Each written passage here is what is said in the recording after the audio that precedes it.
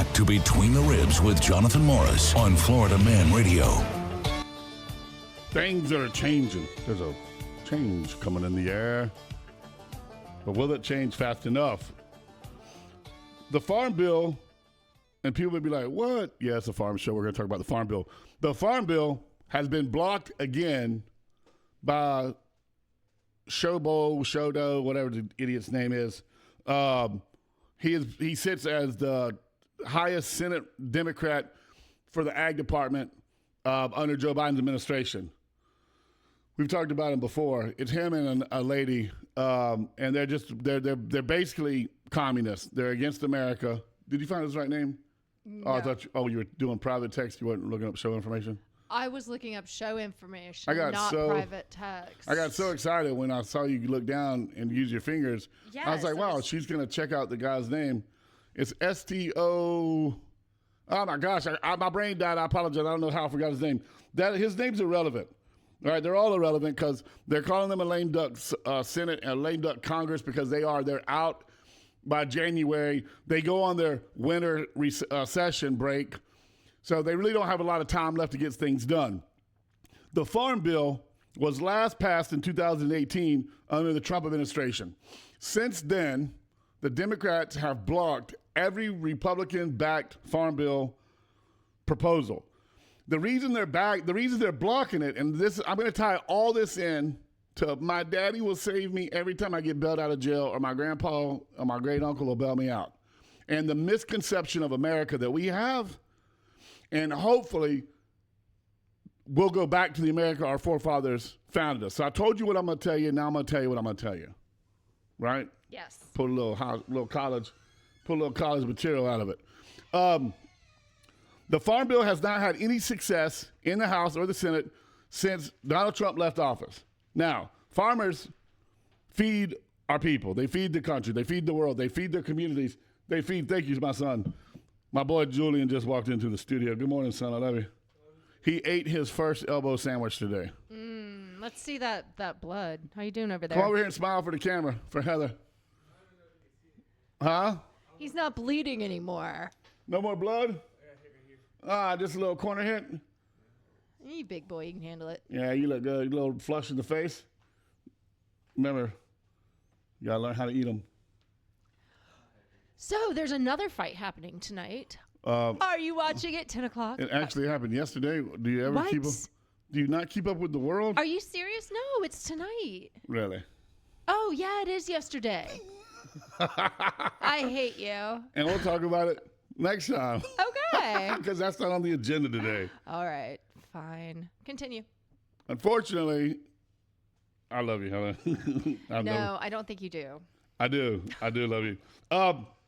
All right, let's get back to the Farm Bill, to the meat and potatoes of this, okay? The Farm Bill, unfortunately, is another byproduct of overreach from the government. And this is something that I think Elon Musk and Vivek Ramaswamy will be able to fix. Yes. But can they fix it fast enough? And here's why. I've told a lot of people about this before. In the old days, right, let's go back to 1994, 95, 92, 93. Let's rewind to that. And let's rewind to Bill Clinton and NAFTA, North American Free Trade Act. Prior to NAFTA, and you can look this up, fact check me. Prior to NAFTA, American farmers, for my people up north that grow the beets, all right, I haven't heard from them in a while. Hope they're doing all right. But for everybody else from Louisiana down to Florida, across Texas a little bit, some of Mississippi, Alabama, where all the sugarcane grows, we didn't need subsidies. We fought it out with the sugar markets. We made the money we need to make. We had budgets. We had everything that went into it. We knew how much sugar we had to produce. We produced it, and the chips fell where they fell, and people made money and they made a living. Cane farmers weren't the richest people in the world. They normally did other farming to go along with it, but cane was a staple. NAFTA came along, North American Free Trade Act, and it destroyed the American sugar farmer. Because of that, because of Bill Clinton and NAFTA, we now had to compete against Mexico for sugar production. Well, Mexico puts human doo-doo on their crops. They have slave labor. They have cartel-controlled organizations, and they don't have the same costs and regulations that we have in America. So when the world market used to be 14, 15, 16 cent, right, or 12 cent, it fluctuated. American cane farmers can make money. The Mexican market can produce sugar for 6 cents a ton, okay? Americans cannot produce sugar for 6 cents a ton, and that price has gone up over the years. I'm giving you 1994, 93 prices. So Bill Clinton and the House and the Congress had to come in with a farm subsidy bill. In order to save sugar farmers, they had to subsidize the market and make sure American farmers could get 18 cents a ton on their sugar.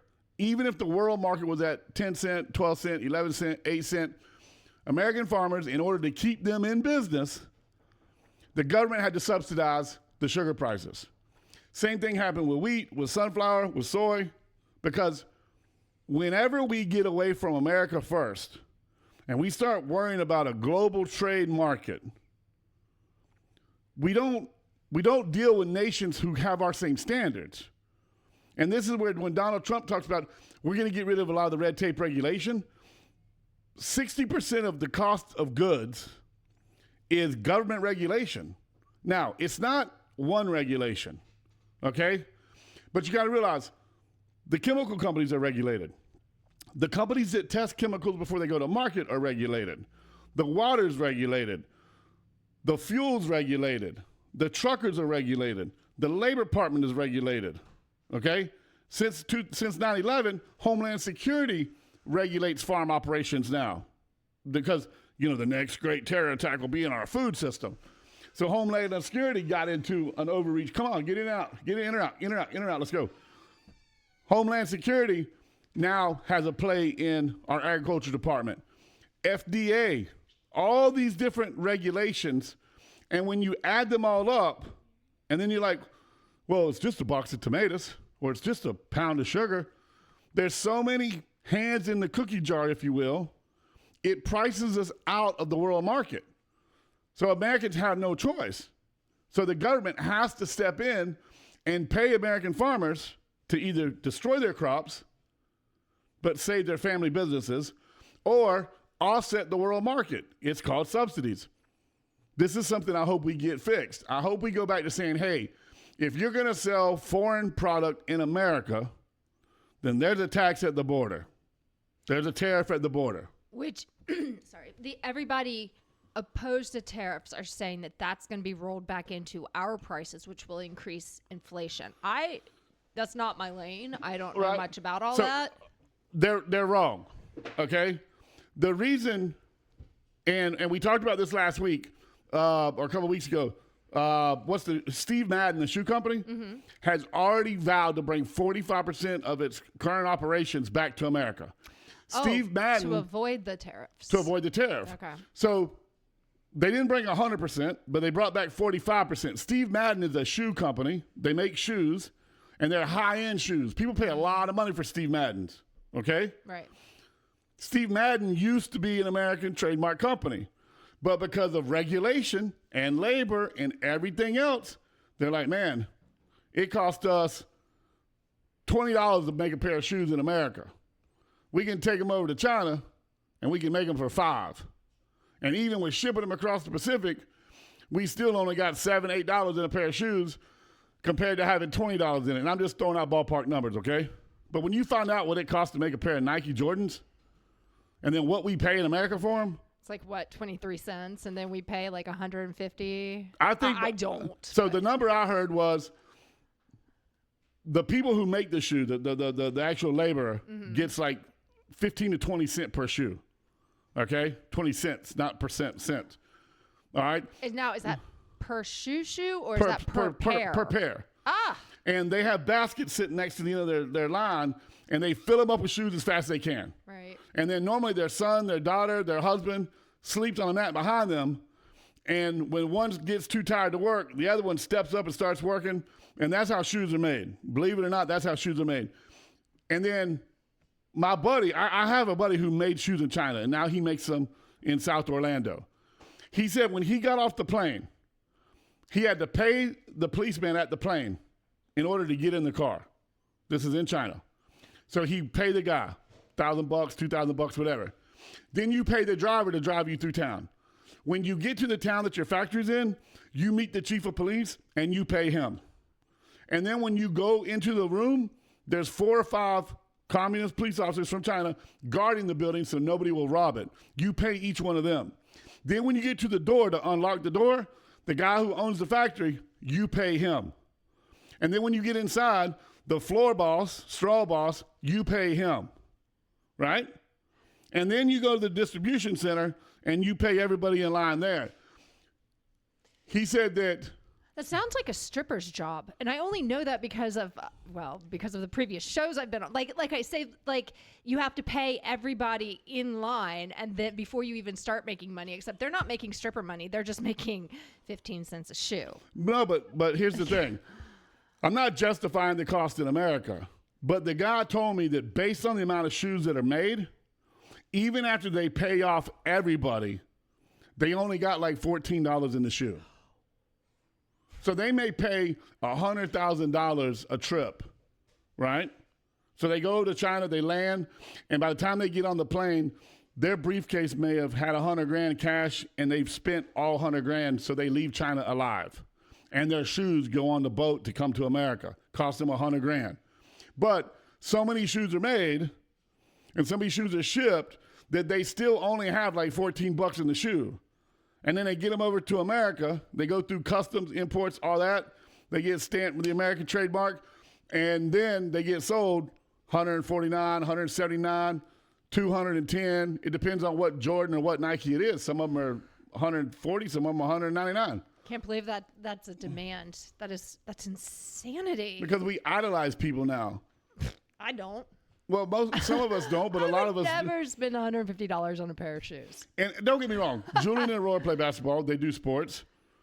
There's something to be said about a shoe you buy at Walmart compared to a shoe you buy at a Champs or a Sports Authority.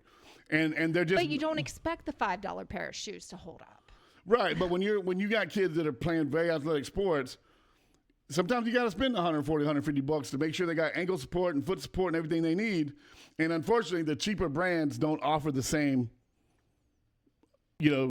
securities. Okay. I know that sounds crazy, but they just don't. A lot of it has to do with the name, the brand, the style, but also some of it has to do with, man, those shoes I'm going to break my ankle in them, or I'm going to bust off my toenail in them. They just don't hold up in an athletic, aggressive sport. Right. And at least you have a name to back it up that those are going to be really good shoes. Right. So otherwise, he would not have his name on them. So let's get back to Steve Madden. Oh, yeah. All right. And the lie about the tariff that the Democrats are still trying to fight on everything, even though we're supposed to all come together. When companies like Steve Madden start to bring half of their operation back to America, they have to build a factory. They have to buy supplies, and they have to employ Americans. Yeah. So that puts more money into our local economy, which gives our local economy a boost, which means more people paying taxes. So when they say... So that whole 14 cents a shoe is going back into our economy.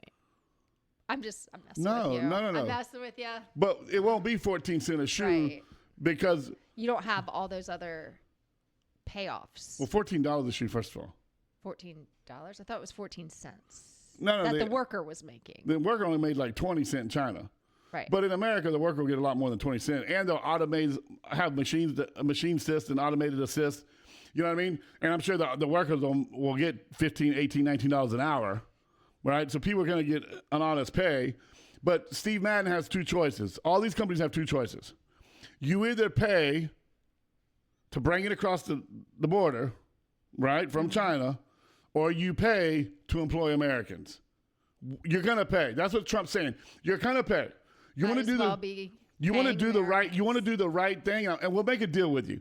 If you bring your manufacturing back to America, we'll give you a tax break on your building. We'll give you a tax break and we'll waive the red tape so you can get your factory up and running. We'll save you some money on the back end, or on the front end, obviously, when you're building your facility, because we know you're fixing to put 1,000 people to work. And that's 1,000 people making money every week, 1,000 people paying taxes, And I'm just throwing out random numbers. Right. But, and we got to get to this farm bill. How we got off on Steve Madden. But the Republicans are trying now to look at a bailout. And I hate bailouts. But when the Democrats won't play ball, then we have to do a bailout. Because when the government puts an industry in the poverty lane and then puts them in the, hey, we can't make it lane no more, the government now has to pony up and pay. Correct? Yeah. Take a quick break. We'll be right back. All right.